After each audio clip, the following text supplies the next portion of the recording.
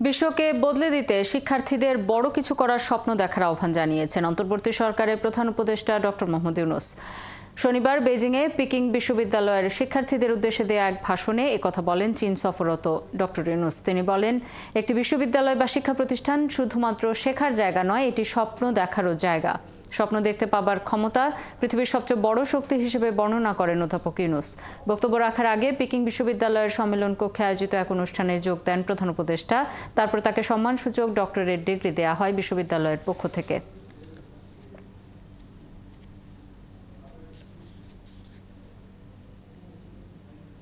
আওয়ামী লীগের শাসনামলে বাংলাদেশ থেকে পাচার হয়েছে বিপুল অর্থ। এসব অর্থ দেশে ফেরত আনতে জোরালো প্রচেষ্টা শুরু করেছেন কেন্দ্রীয় ব্যাংকের governor doctor Ahsan H Mansur. শুক্রবার বাংলাদেশ থেকে পাচার হওয়া অর্থ নিয়ে বিশেষ প্রতিবেদন প্রকাশ করেছে কাতার ভিত্তিক আল জাজিরা টেলিভিশনের পোর্টাল। সাক্ষাৎকারের ভিত্তিতে প্রতিবেদনে গভর্নর বিদেশে পাচার হওয়া বিপুল অর্থ দেশে ফেরত আনার বিষয়ে বেশ কিছু তথ্য দিয়েছেন। তিনি বলেন, বাংলাদেশের 11টি প্রভাবশালী পরিবারকে টার্গেট করে পাচার করা অর্থ উদ্ধারের প্রচেষ্টা চালাচ্ছে কেন্দ্রীয় ব্যাংক, যাদের সম্পদের খোঁজে 11টি বিশেষজ্ঞ দল গঠন করা হয়েছে। গভর্নর আরও জানিয়েছেন, বিদেশে পাচার হওয়া অর্থের নিয়ন্ত্রণ পেতে 5 বছর পর্যন্ত সময় লাগতে পারে। এসব অর্থ ফেরাতে অনেক ঘাম ছড়াতে হবে বলেও সাক্ষাৎকারে উল্লেখ করেন বাংলাদেশ ব্যাংকের গভর্নর। ঈদের সময় ফাঁকা ঢাকায় কোনো ধরনের ষড়যন্ত্রের হুমকি নেই বলে জানিয়েছেন স্বরাষ্ট্র উপদেষ্টা জাহাঙ্গীর আলম চৌধুরী। সকালে রাজধানী প্রবেশ ও বহির্মুখ গাবতলী বাস টার্মিনাল দেখতে গিয়ে তিনি সাংবাদিকদের একথা জানান। স্বরাষ্ট্র উপদেষ্টা বলেন, কোনো ধরনের ষড়যন্ত্রের হুমকি নেই। হুমকি থাকলে সেটি সবাইকে নিয়ে মোকাবেলা করা হবে। জনগণ ষড়যন্ত্র মোকাবেলা করলে কেউ ষড়যন্ত্র করতে পারবে না। জাহাঙ্গীর আলম আরও বলেন, সরকারের উদ্যোগ ছিল বলেই মানুষ এবার স্বস্তিতে বাড়ি যেতে পারছে। সবাই যাতে ভালোভাবে বাড়ি যেতে পারে এবং আবার ফিরতেও পারে, সরকার সেটি নিশ্চিতে কাজ করছে বলেও জানান স্বরাষ্ট্র উপদেষ্টা। রাজধানীবাসীর নিরাপত্তায় ঢাকা মহানগর গোয়েন্দা পুলিশ ডিবি ভ্যানগার্ড হিসেবে কাজ করছে বলে মন্তব্য করেছেন ডিএমপির অতিরিক্ত কমিশনার রেজাউল করিম মল্লিক। সকালে ডিএমপির কার্যালয়ে এক সংবাদ সম্মেলনে তিনি একথা জানান। রেজাউল করিম বলেন, ঈদের সময় রাজধানীর মার্কেট, রেল স্টেশন এবং বাস ও লঞ্চ টার্মিনালে ডিবির কার্যক্রম আরও জোরদার করা হয়েছে। নির্বিঘ্ন ও নিরাপদ ঈদযাত্রা নিশ্চিত করতে ডিবি নগরবাসীর পাশে রয়েছে। নিয়মিত অভিযান চলবে। বিপদে পড়লে জাতীয় জরুরি সেবা 999-এ ফোন করার পরামর্শ দিয়ে ডিএমপির অতিরিক্ত কমিশনার বলেন, ঈদে মহল্লা, বাসা বা মার্কেটে কোনো অপ্রীতিকর ঘটনা ঘটে থাকলে বা ঘটার আশঙ্কা থাকলে তা স্থানীয় পুলিশ ফাঁড়ি, থানা বা ডিবিকে জানাতে হবে।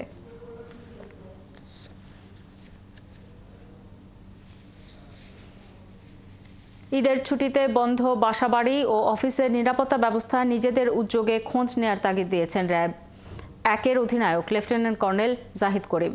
দুপুরে রাজধানীর গুলশানে আয়োজিত এক সংবাদ সম্মেলনে ঈদ উপলক্ষে নিরাপত্তা ব্যবস্থা নিয়ে তিনি একথা জানান। কর্নেল জাহিদ করিম বলেন, ঈদের সময় উত্তরা ও গুলশানে 2টি কন্ট্রোল রুম খোলা হয়েছে। পাশাপাশি ঈদের পরের দিনগুলোতে অপরাধ নিয়ন্ত্রণে মোবাইল টহল বাড়ানো হবে। তিনি বলেন, যারা ছুটিতে বাসাবাড়ি বা ব্যবসা প্রতিষ্ঠান তালা দিয়ে বন্ধ রেখে যাচ্ছেন, তারা যেন নিজ উদ্যোগে নিয়মিত খোঁজ খবর রাখেন। এছাড়া কোনো ধরনের অপ্রীতিকর ঘটনা ঘটলে দ্রুততম সময়ে র্যাবকে জানানোর আহ্বানও জানিয়েছেন বাহিনীটির এই কর্মকর্তা।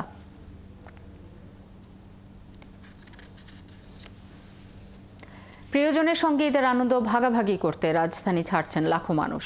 ঈদের এই যাত্রায় রেলপথের কোথাও এখনও অস্বস্তির অভিযোগ পাওয়া যায়নি। নির্বিঘ্নে ঈদযাত্রা নিশ্চিতে সবাই চেষ্টা করছে বলে মনে করছে রেলওয়ে কর্তৃপক্ষ। ট্রেনে আগাম টিকেটে ঈদযাত্রার 6ষ্ঠ দিন সকাল থেকেই কমলাপুর রেলওয়ে স্টেশনে ভিড় করেন যাত্রীরা। আগেভাগেই ট্রেনের টিকিট কাটায় নির্ধারিত যাত্রী ছাড়া বাড়তি যাত্রীর চাপ নেই। সকাল থেকে নির্ধারিত সময়ে গন্তব্যের উদ্দেশ্যে ছেড়ে যাচ্ছে সব ট্রেন।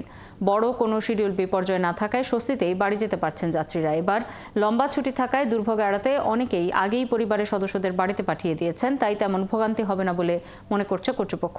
ঈদযাত্রা স্বস্তিদায়ক করতে রেলওয়ের সব বিভাগের কর্মকর্তারা দায়িত্বশীলতার পরিচয় দিয়েছেন বলে জানিয়েছেন কমলাপুর রেল স্টেশন ম্যানেজার।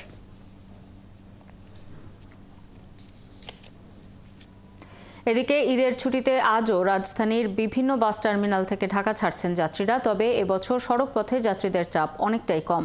ঈদের ছুটি লম্বা হওয়ায় এর মধ্যে অনেকেই ঢাকা ছেড়ে গেছেন, তাই ঈদের আগে বাস যাত্রীদের চাপ কমেছে। তার উপর নির্দিষ্ট সময়ে বাস ছেড়ে যাওয়ায় ভোগান্তি ছাড়াই যেতে পারছেন যাত্রীরা। তবে সায়দাবাদ, গাবতলী সহ অন্যান্য টার্মিনালে টিকিটে অতিরিক্ত ভাড়া আদায়ের অভিযোগ করেছেন অনেক যাত্রী। টার্মিনালে দুর্ভোগ কমাতে পুলিশ, র্যাব ও বিআরটি এর ভ্রাম্যমাণ আদালত কাজ করছে। এছাড়া একই টিকিট নাম্বার দুজনের কাছে বিক্রির অভিযোগে গাবতলীতে এক বাস কাউন্টারকে ৫,০০০ টাকা জরিমানা করেছে ভোক্তা অধিকার সংরক্ষণ অধিদপ্তর।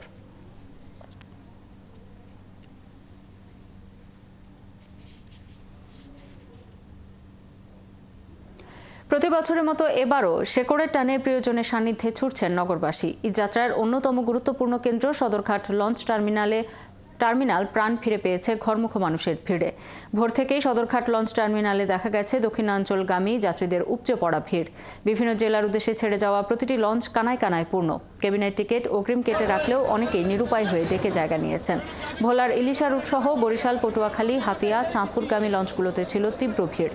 নৌপথে নির্বিঘ্ন যাত্রা নিশ্চিত করতে নিরাপত্তা বাহিনীও সক্রিয়।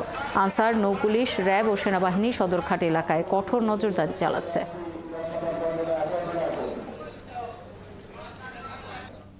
পবিত্র ঈদুল ফিতরের দিন জাতীয় ঈদগাহে সকাল 8:30টায় ঈদের প্রধান জামাত অনুষ্ঠিত হবে। সকালে জাতীয় ঈদগাহের হাইকোর্ট প্রাঙ্গণে সাংবাদিকদের একথা বলেন ঢাকা দক্ষিণ সিটি প্রশাসক শাহজাহান মিয়া।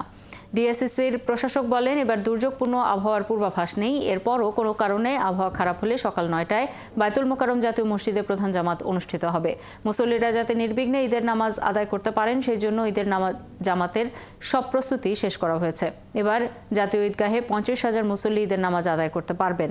সার্বিক নিরাপত্তা নিশ্চিত করবে আইনশৃঙ্খলা বাহিনী। মুসল্লিদের জন্য অজুর জায়গা সহ সুপেয় পানির ব্যবস্থা রাখা হয়েছে।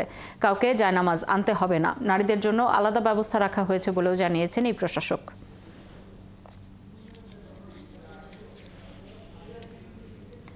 মিয়ানমারে ভূমিকম্পের পর বাংলাদেশে ভূমিকম্পের ঝুঁকি বেড়ে গেছে বলে মত দিয়েছেন বিশেষজ্ঞরা। ভূমিকম্পটি হয়েছে ইন্দো বার্মা সাবডাকশন জোনের মধ্যে। সাবডাকশন জোন হলো এমন একটি এলাকা যেখানে দুটি টেকটনিক প্লেটের সংঘর্ষ হয় এবং একটির নিচে অন্যটি তলিয়ে যায়। এই ইন্দো বার্মা সাবডাকশন জোনের বিস্তৃতি বাংলাদেশের দক্ষিণ পূর্ব এলাকা পর্যন্ত। এটি ভূমিকম্প প্রবণ এলাকা হিসেবে পরিচিত। এই ইন্দো বার্মা সাবডাকশন জোনের আবার কয়েকটি ভাগ আছে। এর একটি হলো লকড জোন, আরেকটি হলো স্লো স্লিপ জোন।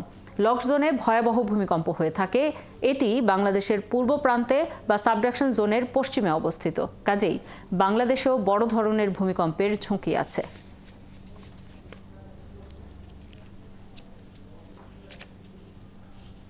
স্মরণকালের ভয়াবহ ভূমিকম্পে মিয়ানমারে মৃতের সংখ্যা পৌঁছেছে 1002 জনে। দেশটিতে ক্ষমতাসীন সামরিক সরকারের বরাত দিয়ে এক প্রতিবেদনে এই তথ্য জানিয়েছে বিবিসি।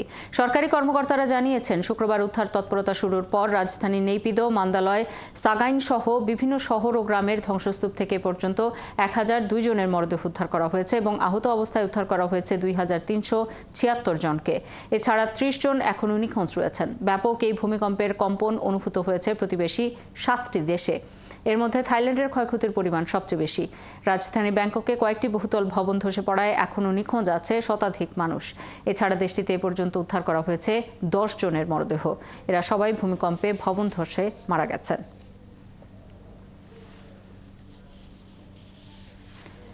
রাজতন্ত্র ফিরিয়ে আনার দাবিতে বিক্ষোভে উত্তাল হয়ে উঠেছে নেপাল। শুক্রবার বিক্ষোভকারীদের সঙ্গে পুলিশের সংঘর্ষে এক সাংবাদিক সহ 2 জন নিহত হয়েছে, আহত হয়েছে বেশ কয়েকজন। রয়টার্স জানিয়েছে, সাবেক রাজা জ্ঞানেন্দ্র শাহের হাজার হাজার সমর্থক কাঠমান্ডুর পূর্ব প্রান্তে জড়ো হন। এ সময় কিছু বিক্ষোভকারী নিষিদ্ধ এলাকায় ঢোকার চেষ্টা করলে পুলিশের সাথে সংঘর্ষে জড়ায়। পুলিশ টিয়ারশেল ছোড়ে এবং জনগণকে জলকামান ছিটিয়ে পিছু হটানোর চেষ্টা করে। পরিস্থিতি নিয়ন্ত্রণে রাতে কারফিউ জারি করা হয় বলে জানিয়েছে কর্তৃপক্ষ। স্থানীয় একটি টিভি স্টেশন জানিয়েছে, একটি ভবনে আগুন ধরিয়ে দেওয়া হলে তাদের এক সাংবাদিক নিহত হন। আর স্বরাষ্ট্র মন্ত্রণালয় জানিয়ে হাসপাতালে চিকিৎসাধীন অবস্থায় আহত এক বিক্ষোভকারী মারা গেছেন।